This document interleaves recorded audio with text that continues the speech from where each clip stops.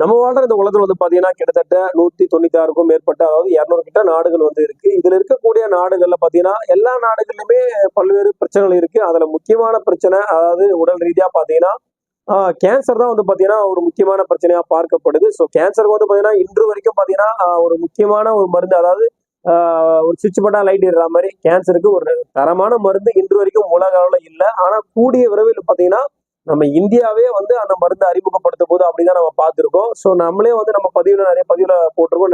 லிங்க்ல கொடுக்குறோம், நீங்க போய் பார்க்கலாம். இப்படியே பாத்தீங்கன்னா உலக அளவுல புத்துநோய் அதிகமா இருக்கக்கூடிய நாடுகள் அப்படின்ற லிஸ்ட்ல நீங்க பாத்தீங்கன்னா அது பாத்தீங்கன்னா நம்ம இந்தியா தான் ஃபர்ஸ்ட் இடத்துல இருக்கு அப்படின்னு சொல்றாங்க. உலகத்தின் புற்றுநோயின் தலைநகரா இந்தியா மாறிக்கிட்டு இருக்கு அப்படின்னு சொல்றாங்க. இதுல குறிப்பா முக்கியமான விஷயமா பார்க்கப்படுறது என்னன்னு கேட்டீங்கன்னா, சோ அதை பத்தின முழு தகவலும் நீங்க தெரிஞ்சதுக்கு முன்னாடி நம்ம சேனல் ஃபர்ஸ்ட் டைம் தான் பாருங்க, சப்ஸ்கிரைப் பண்ணிட்டு நேரா வாங்க. இந்தியாவில் இருக்கக்கூடிய புற்றுநோய் வரத்துக்கான காரணமும் புற்றுநோய் தீர்வும் நாம இந்த பதிவுல பார்க்கலாம். ஸோ புற்றுநோய் அப்படின்னு சொன்னாலே பாத்தீங்கன்னா மக்கள் மத்தியில மிகவும் அச்சத்தோடு இருப்பாங்க. ஏன்னு கேட்டீங்கன்னா இந்த பிரச்சனை வந்துட்டாலே கண்டிப்பா அதுக்கு ஒரு தீர்வு கிடையாது. ஸோ கண்டிப்பா அவங்க அடுத்த கட்ட நிலைக்கு போயிடுவாங்க அப்படின்றதுதான். அதுலயும் முக்கியமான விஷயம் கேட்டா இதுக்கான ட்ரீட்மெண்ட், இதுக்கான செலவுகள் அதிகப்படியா இருக்கு. ஸோ காஸ்ட்லியான ட்ரீட்மெண்ட்ன்றதுனால இதை பாத்தீங்கன்னா நிறைய மக்கள் இறந்தே போயிடுறாங்க அப்படின்றதான் அந்த கருத்து கணிப்புல சொல்றாங்க. ஸோ இப்ப இருக்கக்கூடிய ஆராய்ச்சியாளர்கள் ஒரு முக்கியமான விஷயத்த சொல்லியிருக்காங்க. அதுல புற்றுநோயில பல்வேறு விதமான புற்றுநோய்கள் இருக்கு. அதுல குறிப்பா பாத்தீங்கன்னா நுரையீரல் சம்பந்தமான புற்றுநோய், இந்த விஷயம் வரத்துக்கு முழுமையான ஒரு காரணம் அப்படின்னு பாத்தீங்கன்னா அப்பெல்லாம், அதாவது இந்த ஆராய்ச்சி தகவலுக்கு முன்னாடி எல்லாம் என்ன விஷயம் சொல்லுவாங்க அப்படின்னா, புகையிலை பழக்கத்தாலதான் நுரையீரல்ல கேன்சர் வரும், இந்த புற்றுநோய் உருவாகும் அப்படின்ற விஷயமா பார்க்கப்பட்டுச்சு. ஆனா இப்போ சமீபத்துல பண்ண ஆராய்ச்சி மூலியமா ஆராய்ச்சியாளர்கள் என்ன சொல்றாங்கன்னு கேட்டீங்கன்னா ஒரு அதிர்ச்சி மட்டும் தகவலை சொல்றாங்க. உண்மையாக அதை கேட்கும் போது ரொம்ப அதிசயமாவும் ஆச்சரியமாவும் இருக்கு. ஏன்னு கேட்டீங்கன்னா இப்ப இருக்கக்கூடிய இந்த நுரையீரல் புற்றுநோய் பாத்தீங்கன்னா முழுக்க முழுக்க இந்த புகையிலை பழக்கத்தால மட்டுமே வரல அப்படின்னு சொல்றாங்க.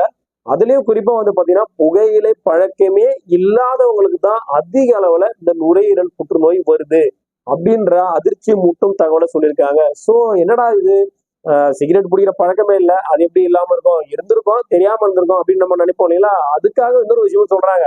அதிகப்படியா பாத்தீங்கன்னா ஆண்களை விட இப்போ பெண்களுக்கு தான் இந்த புற்றுநோய் பிரச்சனை அதிகப்படியா வருதுன்னு சொல்றாங்க. அதுலயே குறிப்பா பாத்தீங்கன்னா கண்டிப்பா அவங்க இந்த புகையிலை பழக்கம், சிகரெட் எல்லாம் யூஸ் பண்ணாத லேடிஸுக்கு அதிகப்படியா வருது. நார்மலா இருக்கிற ஒரு மக்களுக்கு பாத்தீங்கன்னா இந்த நுரையீரல் புற்றுநோய் வருதுன்ற தகவலை தான் இந்த ஆராய்ச்சியில கண்டுபிடிச்சிருக்காங்க. சோ இது எப்படி வருது, ஏன் வருது, எதனால இது மாதிரி விஷயம் வருது அப்படின்ற பார்க்கும்போது, ஸோ புகையிலை பழக்கத்துக்காக தான் இந்த புற்றுநோய் வருதுன்றதுக்காக தான் நிறைய பாத்தீங்கன்னா விழிப்புணர்வு ஏற்படுத்துறாங்க. புகையிலை பிடிக்கக்கூடாது சொல்றாங்க. அரசாங்கமும் பாத்தீங்கன்னா அதுக்கான பல்வேறு நடவடிக்கைகள் எடுக்கிறாங்க. திரையரங்கு கூட பாத்தீங்கன்னா படம் போறதுக்கு முன்னாடி, இல்ல டிவியில கூட படம் போறதுக்கு முன்னாடி அந்த புகையிலை சம்பந்தமான காட்சிகளை நமக்கு காட்டுவாங்க. மக்களுக்கு எல்லாருக்கும் அடித்தட்டு மக்களுக்கு கூட பாத்தீங்கன்னா இந்த விஷயம் தெரியணுன்றதுக்காக தான் எல்லா விஷயத்திலும் இதை பயன்படுத்துவாங்க.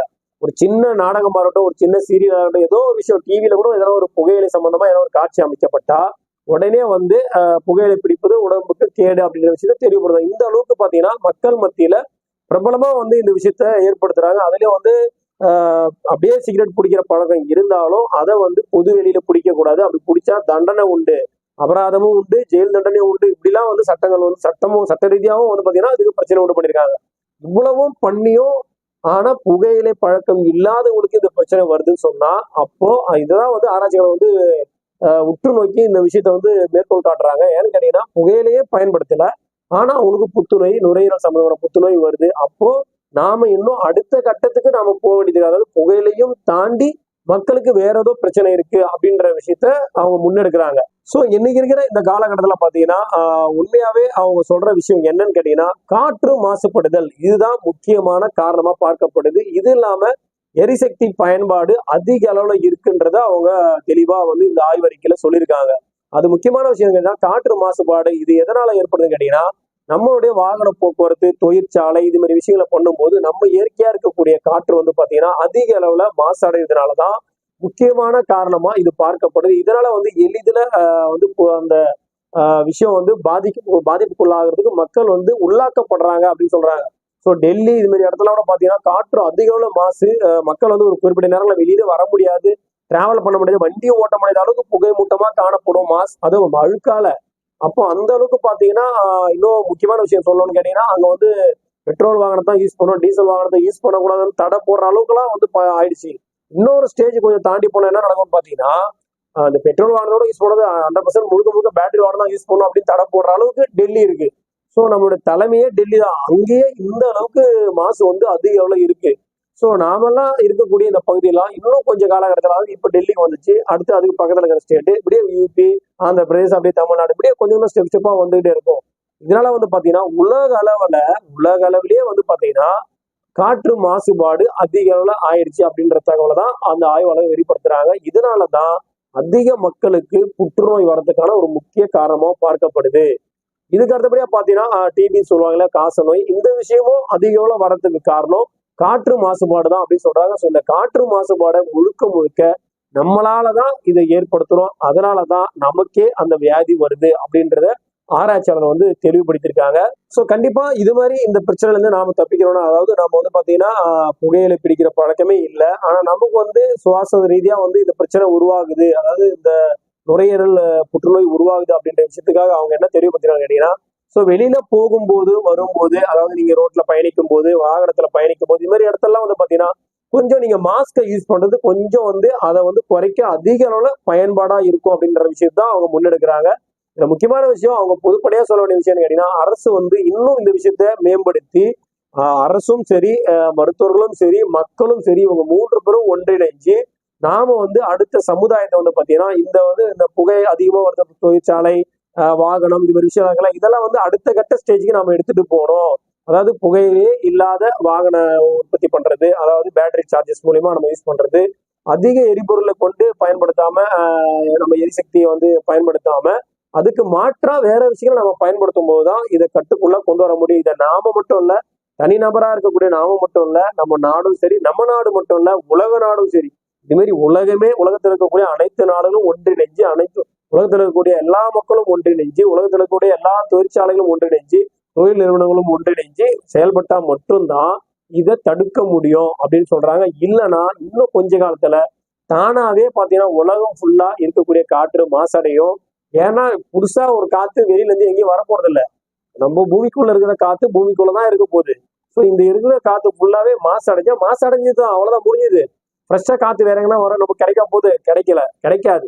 அப்படி காத்தை ஃப்ரெஷ்ஷா மாத்தணும்னா இருக்கிற மாசை அழிக்கணும். இருக்கிற மாசை அழிக்கிறதுக்கு முன்னாடி நாம எல்லாம் சுவாசிச்சு நாம எல்லாம் அழிஞ்சிரும் போல. அப்படிதான் வந்து இந்த உலகம் வந்து போயிட்டு இருக்கு அப்படின்ற அதிர்ச்சி மூலம் தகவலை ஆராய்ச்சியாளர் சொல்லியிருக்காங்க. ஸோ கண்டிப்பா இந்த பதிவு மூலியமா நம்ம சொல்ற விரும்புற கருத்து என்னன்னு கேட்டீங்கன்னா, கடைசியா நாம வந்து பாத்தீங்கன்னா நாம வெளியில போகும்போதும் வரும்போதும் முடிஞ்ச வரைக்கும் வந்து நம்ம வந்து மாஸ்க் அணிஞ்சு போறது ரொம்ப நல்லது அப்படின்றதான் மருத்துவரோட முக்கியமான கோரிக்கையா இருக்கு. இதுக்கு அடுத்தபடியா அவங்க பொதுமக்கள் கிட்ட சொல்ற ஒரு விஷயம்னு கேட்டீங்கன்னா, நாம் வந்து இந்த பெட்ரோல் வாகனம், டீசல் வாகனம், இந்த மாதிரி விஷயத்த எந்த அளவுக்கு புகைகள் அதிகமா வரக்கூடிய விஷயத்த நம்ம பயன்படுத்தாம அது எனர்ஜியை குறைக்கிற அளவுக்கு இருக்கக்கூடிய பொருட்களை வாங்கி நம்ம பயன்படுத்தும் ரொம்ப நல்லதுன்னு சொல்றாங்க. இதுக்கு அடுத்தபடியா பாத்தீங்கன்னா அதிகப்படியாக எரிக்கப்படும் பிளாஸ்டிக் குப்பைகள், கழிவுகள், இந்த விஷயம் தான் ரொம்ப முக்கியமான விஷயமா பார்க்கப்படுது. இதனாலதான் காற்று மாசு வந்து அதிக அளவு நடக்குது அப்படின்னு சொல்றாங்க. ஸோ இது மாதிரி குப்பை எரிக்கக்கூடிய பகுதியில கூட நம்ம கூட பார்த்துருக்கோம். நம்ம சென்னை நிறைய இடத்துல குப்பை எரிப்பாங்க, பெரிய பெரிய அதாவது மலைகள் போல குவிச்சு வச்சிருப்பாங்க. அதெல்லாம் எரியும் போது அந்த காத்து எங்க போகும், அந்த புகை எங்க போகும், அப்படியே காத்தோட கலந்துரும். கொஞ்ச தூரம் தான் டார்க்கா இருக்கும், டிராவல் பண்ண அது காத்தோட சரிசமமா கலந்துரும். ஸோ கலந்துச்சுன்னா சுத்தமா அங்க புகை இருக்கு தெரியாம நம்ம சுவாசிப்போம், நமக்கு ஸ்மெல்ல மட்டும் மாற்றம் தெரியும், எங்கேயோ எதுவும் கொளுத்துறாங்க அப்படின்றத நம்ம கண்டுபிடிப்போம், உணர்வோம். ஆனா அந்த இடத்துல காத்து வந்து புகையா இருக்காது. ஸோ அப்படி உணரக்கூடிய சக்தி உள்ள போகுதுன்னா அப்போ அது நுரையீரல் வரைக்கும் போய் பாதிப்படை தானே. இதைதான் ஆராய்ச்சியாளர் கண்டுபிடிச்சிருக்காங்க. ஸோ சிகரெட் பிடிக்கிறது, அதுக்காக சிகரெட் பிடிச்சா புத்துநோய் வராதுன்னு நம்ம சொல்ல வரல, சிகரெட் பிடிச்சாலும் வரும். அவங்கள காட்டிலும் இப்ப சராசரியா இருக்கக்கூடிய சாதாரணமா இருக்கக்கூடிய மக்களுக்கும் வருதுன்றதுதான் இதுல ஆச்சரியமும் அதிசயமான விஷயம். ஸோ கண்டிப்பா இந்த பதிவு மூலியமா நீங்க ஒரு நல்ல விஷயத்த தெரிஞ்சுட்டு இருப்பீங்க. நாம வந்து கொஞ்சம் சேஃப்டியா இருக்கிறது நமக்கு ரொம்ப ரொம்ப நல்லது.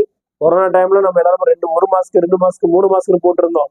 ஆனா இப்ப சாதாரணமா எங்க இல்லை, வீட்டுல இருக்கும்போது ஓகே, நீங்க வெளியில போகும்போது, டிராவல் பண்ணும்போது, வண்டியில போகும்போது அங்க வந்து நிறைய கார்பன் டை ஆக்சைடு வர்றதுக்கு வாய்ப்பு இருக்கு. ஸோ கண்டிப்பா அதனால நம்ம உடம்புக்கு பாதிப்பு வரும் வாய்ப்பு இருக்கு. ஸோ குழந்தைங்களா இருந்தாலும் சரி, பெரியங்களா இருந்தாலும் சரி, இந்த விஷயத்த கொஞ்சம் ஃபாலோ பண்ணா கொஞ்சம் தவிர்க்க முடியும் அப்படின்றது நம்மளுடைய கருத்தாவும் இருக்கு, ஆராய்ச்சியாளரோட கருத்தாவும் இருக்கு. ஸோ கண்டிப்பா இந்த பதிவு மூலியமா இந்த கேன்சருக்கு உண்டான ஒரு தீர்வையை நீங்க தெரிஞ்சுட்டு இருப்பீங்க. எந்த அளவுக்கு நம்ம தவிர்க்க முடியுமோ அந்த அளவுக்கு தவிர்க்கணுன்ற ஒரு அவேர்னஸோட தான் இந்த பதிவை நாங்க மேற்கொண்டோம். ஸோ கண்டிப்பா உங்க ஃப்ரெண்ட்ஸ் அண்ட் ஃபேமிலிக்கு ஷேர் பண்ணுங்க. அதே போல ஃபர்ஸ்ட் நம்ம சேனல் நீங்க பாருங்க, சப்ஸ்கிரைப் பண்ணி வச்சுக்கோங்க. அப்பதான் நாம போற விதமான அற்புதமான தகவலாம் உங்களுக்கு தெரிஞ்சுட்டே இருக்கும். அதை பார்த்து நீங்க பயன்பெற முடியும். மீண்டும் ஒரு நல்ல பதிவோடும் நல்ல தகவலோடும் உங்களை சந்திக்கிறேன். நன்றி, வணக்கம்.